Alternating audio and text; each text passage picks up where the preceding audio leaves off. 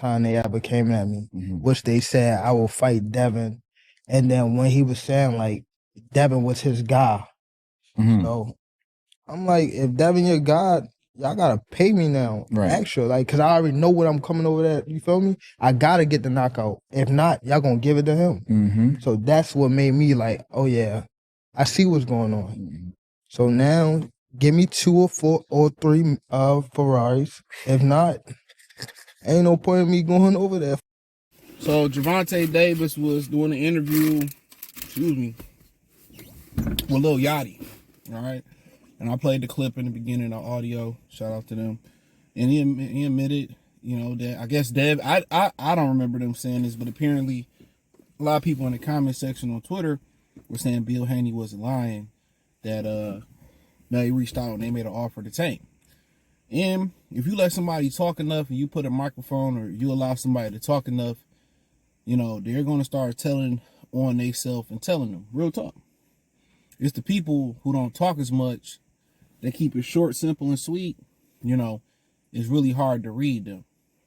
That's why, when they tell y'all, when the police pull you over, remember when Carlton and Will got pulled over and they was driving Uncle Phil's friends, his law partner's car, and they got pulled over. He was like, let me talk. Don't tell you too much. Keep your answers short. And Carlton started running his mouth and they got arrested. And he just told them, keep short answers, And, that's the thing about it. When you run your mouth too much, when you run your mouth too much, man, it becomes a huge problem. You start telling yourself, and he basically in that clip said that, oh, why would I go over there? And, he said Devin his guy, and I know I got to go over there and I got to get a knockout and whoop. Dude, you a knockout puncher. Y'all say Devin ain't got no chin. Look what Ryan did. Like, the lack of confidence in him, I don't think it eludes anybody, even if you that weirdo dude from the Bay Area who talking about what braids he should wear for a fight and writing Tank poems.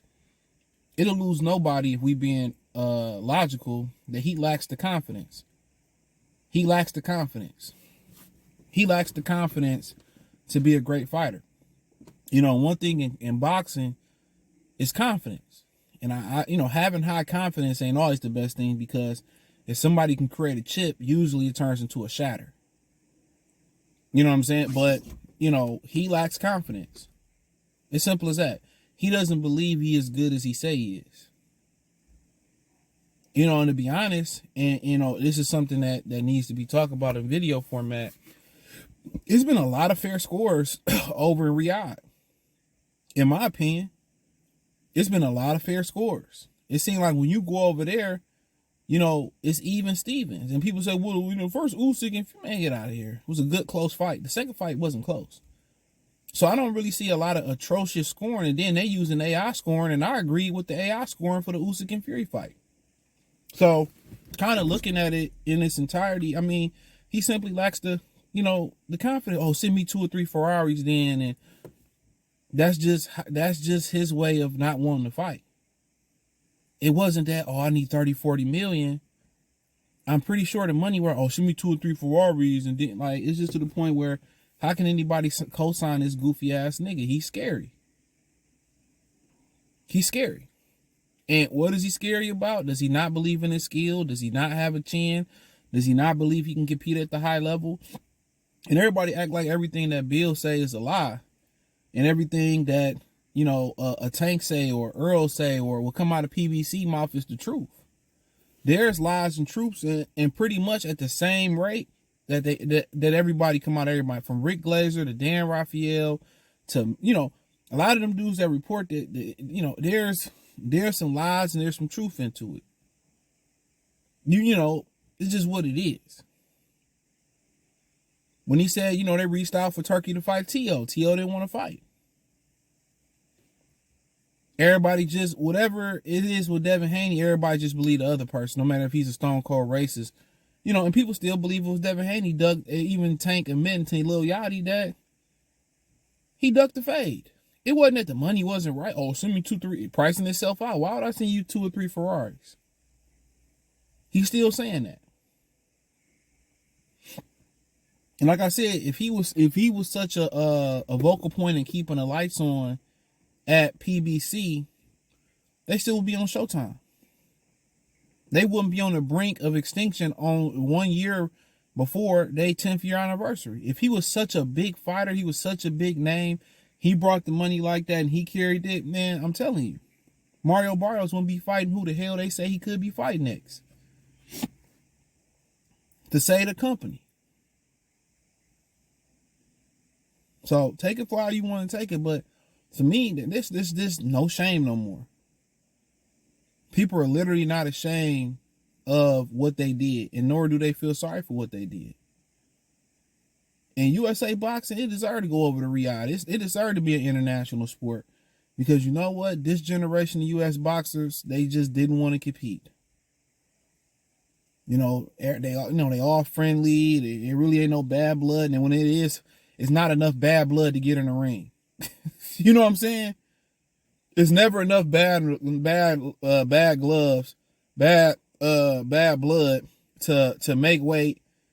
You know what I'm saying? Wrap your hands, put the gloves on, do the ring walk and exchange. It's never enough bad blood to do that on both ends. They can be in the same arena. It ain't enough bad blood to fight. It ain't nothing but talk. Even Spencer Crawford, they talked 6 years before they fought face to face. Most of these people can't even watch a 10-minute video on YouTube. They can't even watch a movie. A 30 or 90-second TikTok short barely kept these people attention. You think people going to remember what you did 4, 5, 6 years ago? And give a fuck about it at the same rate that they once? Absolutely not. Especially when y'all fighting once or twice a year or once every 18 months. Like, you're forgotten. Even your embarrassing moments, even when Charlo got the slap that you heard around the world, you know a nigga racist when a motherfucker racist when he slap you and call you a boy. Boy, don't you ever, boy. That was that old Farmer Jack race. Boy, slap the shit out of you, boy. You know what I'm saying? Even people didn't really forgot about that shit. So that just let you know how Tank move. It don't surprise me none. He been told you who he is. Believe these motherfuckers when they tell you who they are. Believe him. He's a scary ass fighter, and that's just what it is. He don't have the nuts.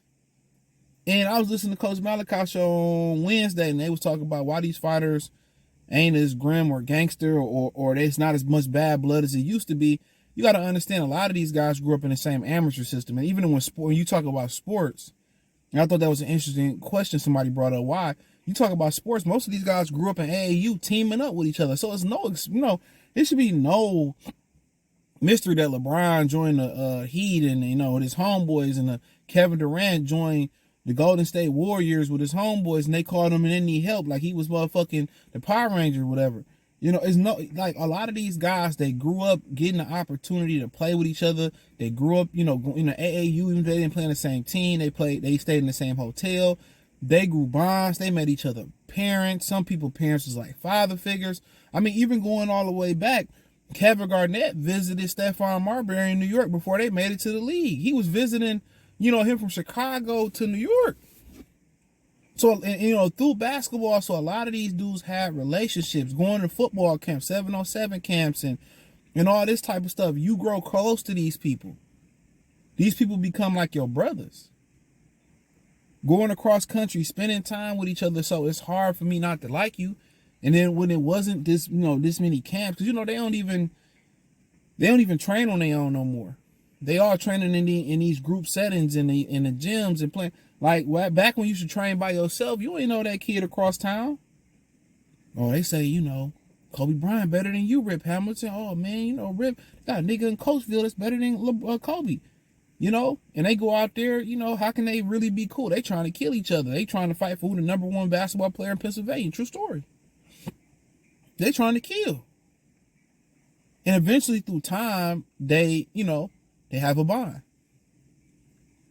We've been going against each other so long. We was rivals. We cool. Now we have a lot in common. Bird and Magic. These guys don't compete no more. America has lost its grit. They spoiled everybody. The liberals done cater to everybody. It's no more independent. Nobody's independent. what you fighting for. At least when you watch the women compete in basketball, what they fighting for? They fighting for respect. They fighting to be on the playing field that the men are. What are the men fighting for? They don't care about a championship. Most of these people don't care nothing about a championship. They don't care. They care about the money. Everybody is fighting for the money. Everybody's suing people for money. Everybody, you too fat to fight in the car. Oh, I'm gonna sue you. Everybody is looking to hit a lick, rob this person, steal from this person. Oh, sue this company. Everybody want to quit. And that's what happened when you have liberalism. And I made that up. That ain't a word. I don't think it is. When you liberalize everybody too much, made that one up too.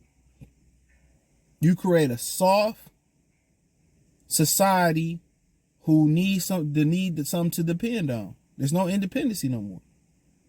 We ain't fighting for nothing in this country because we handcuff everybody. It was a situation in Detroit where this woman, something happened with her kids. They froze, and she crying, talking about she didn't have no help. I'm like, what are you talking about? Everybody talking about, well, she did the best that she. What? She is a fucking murderer, in my opinion. Jail her. Let's stop giving people a pass. Don't have kids if you don't have the money. Straight up and down. Stop giving these people a pass for their decisions. They must pay for the decisions that they made. Men, and black men in particular, can't be the only people that's paying for the decisions that they're making. Everybody must pay. There shouldn't be any leniency when you do things of heinous to that. And a lot to do with what's going on in America. There's no accountability. Only on one group of people is accountability. One sex of people is accountability. Not even group. So, I had to spit that pimping real quick. Appreciate y'all for supporting me, man. Thumbs up the video, share the video, subscribe to the channel. The subscribe button is the bell icon button. Hit all notifications, increase your chance of notifications. Hit the link tree, find me on X, Instagram, Spotify, Amazon, Kick, Twitch, join the Patreon. All that's inside the link tree is the first link in the description. Peace.